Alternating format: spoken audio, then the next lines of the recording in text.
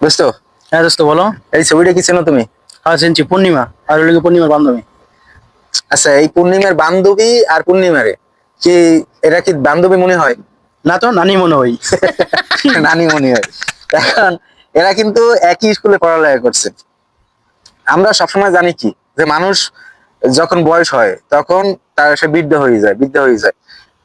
কিন্তু মানুষ যে টাকার পাওয়ারে ইয়াং থাকে, এটা কি তুমি জানতা? না দোস্ত।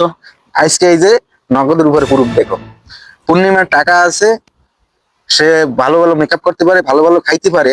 আজকে পূর্ণিমারও 45 বছর বয়স, এনারও 45 বছর বয়স, কিন্তু আজকে পূর্ণিমা দেখো, সে এখনো 22 বছরের যুবতী রয়ে গেছে।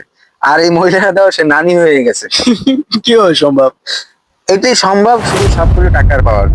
টাকা থাকলে তুমি তুমি 16 বছরের যুবক হইতে পারবা।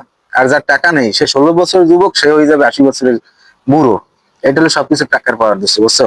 তাহলে সবই বোঝা গেল টাকার পাওয়ার। সবই টাকা হয়। এই পৃথিবীতে টাকা নাই তো তুমি একেবারে নিঃস্ব।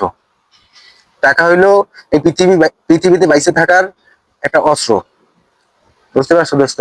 এই কারণে আমি সবসময় তোমাদেরকে বলি, প্রচুর পরিমাণ টাকা ইনকাম করো।